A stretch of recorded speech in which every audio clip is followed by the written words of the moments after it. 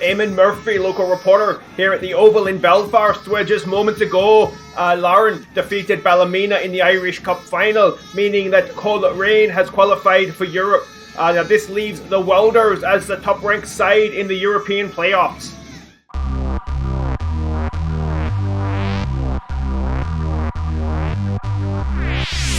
Hi guys, I'm Aussie Villain and welcome to Season 5, Episode 10 here at H&W Welders as we look to lead the team to European glory of some description. And well, today we have a chance to make a big step towards that because we face Crusaders who are top of the bottom half of the split, if that makes sense.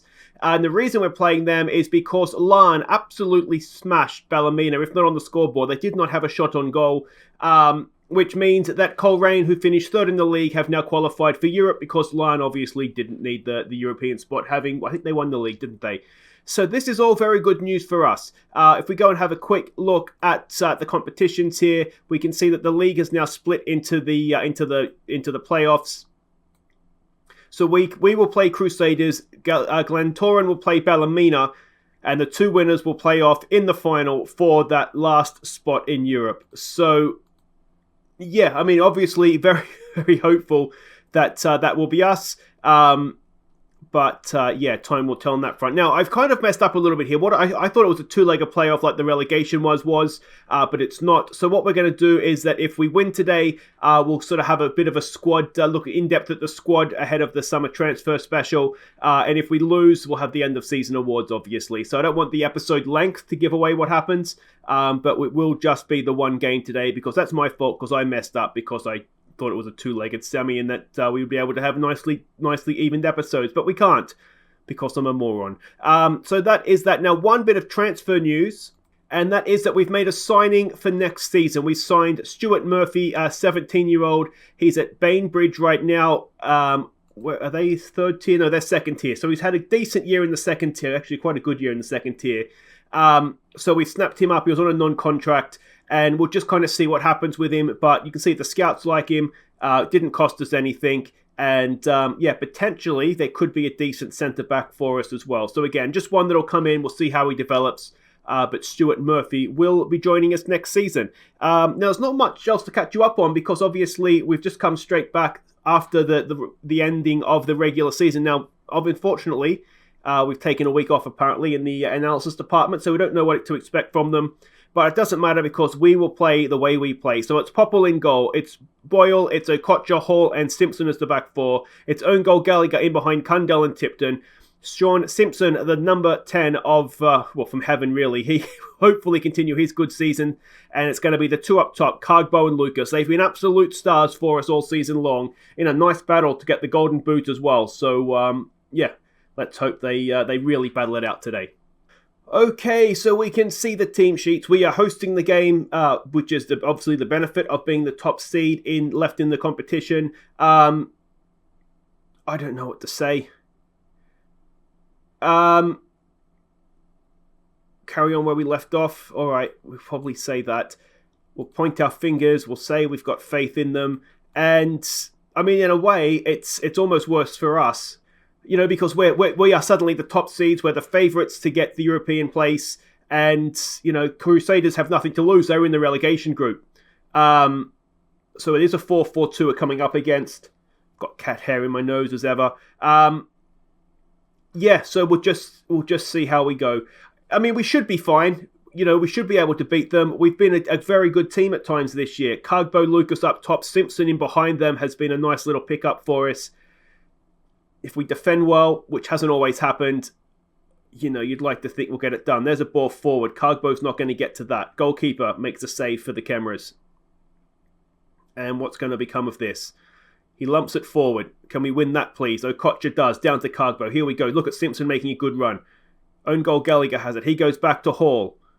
Wide. Good ball there for Tipton. Back to Simpson. Can he get across it? It's a good ball for Tipton. Lucas is lurking. Cargbo's getting forward, as is Cundell. And Tipton loses out. And own goal Gallagher is going to get to that Hall. That's fine, mate. You just stay there and support. Gallagher forward for Tipton again. It's becoming a long old highlight. Tipton. That's a stunning ball for Trolucas. And Trolucas has missed it. Oh, Lucas, what was that? Boyle's looking nervous. That makes me nervous. We do have Moran we could bring on over there if needed.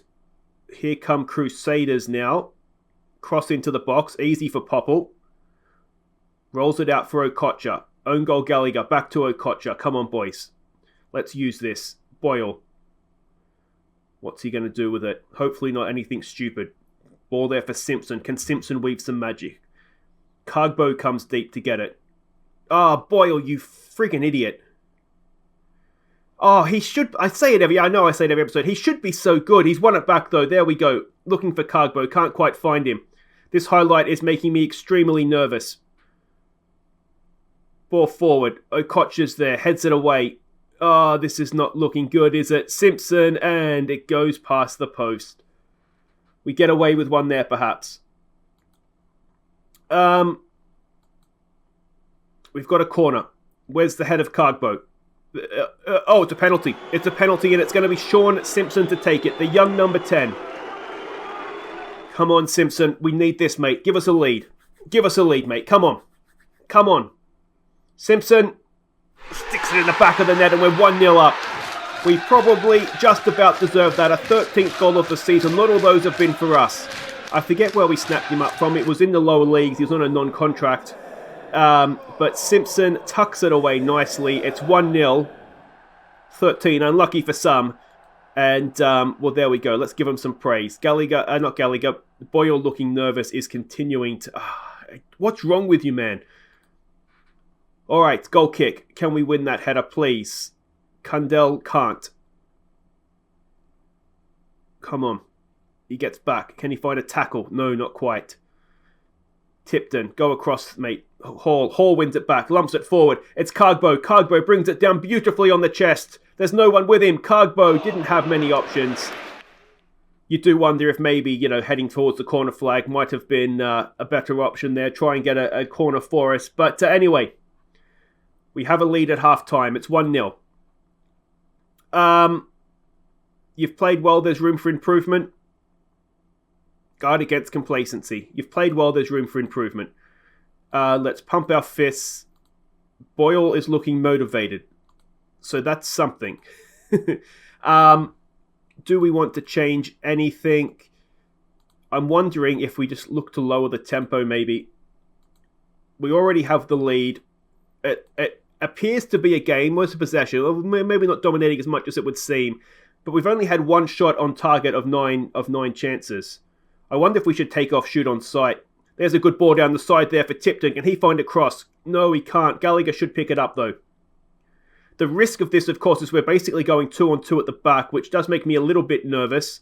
But Gallagher in front should sweep up. We've got the fullbacks, which will hopefully help keep things tight for us. Can we get to that? We can. Gallagher, Simpson, can he win it? He can. He does brilliantly. Tipton out there for Simpson. Can Simpson find a little bit of space? He's found Lucas's run. Is Lucas onside? Lucas is in. Lucas has scored. Lucas has scored.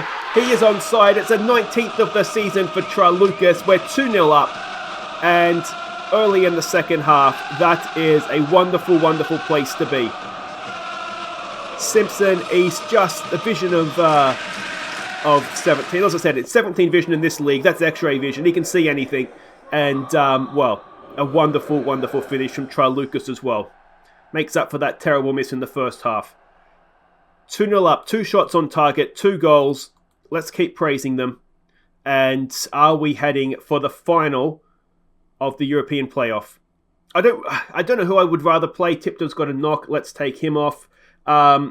We've got McQuaid on the bench. That's an easy sub to make, isn't it? We don't actually lose too much there, if anything, I would say.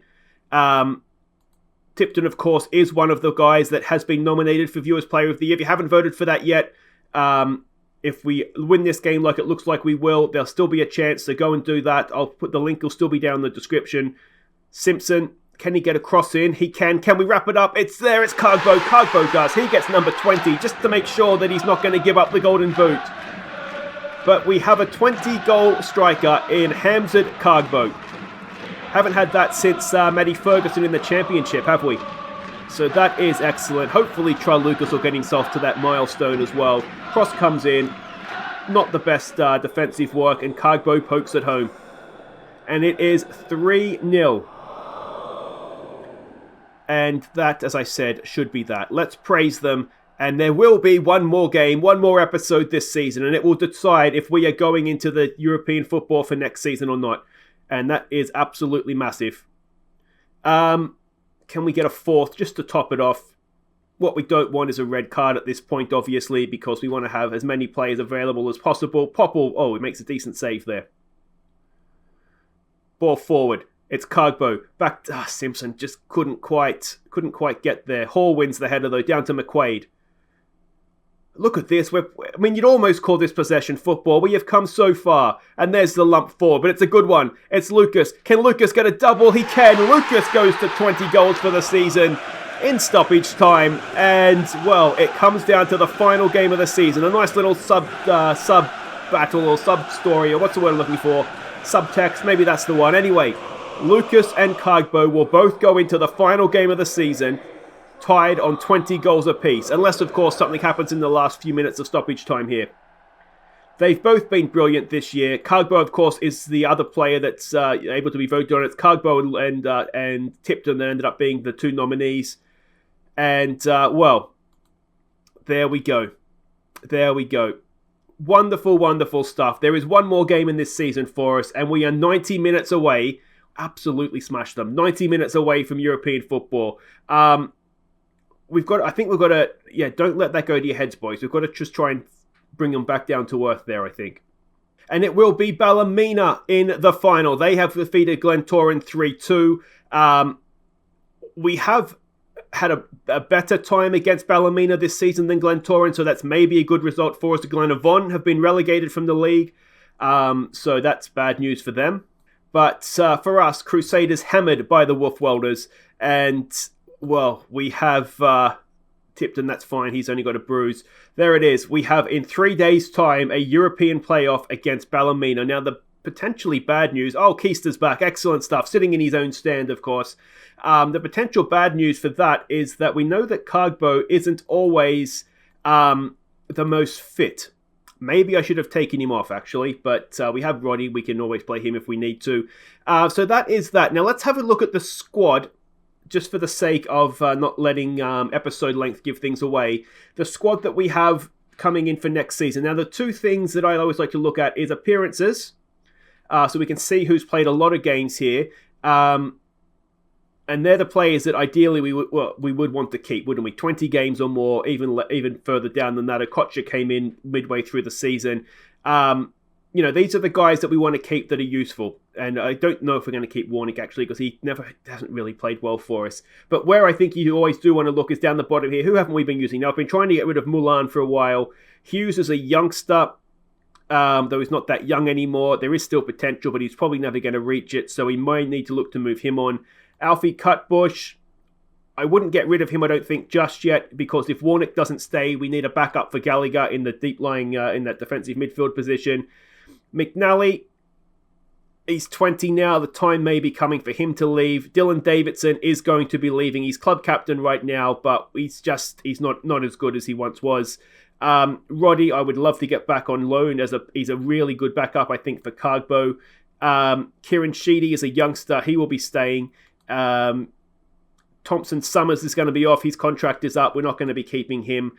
Joe Willis has just signed. Has had a slow start, but there is a good player there, so he will be staying as well. And then we're getting into the Simpsons. Mulligan is a backup goalkeeper. McCreary, yeah, again, he's 22.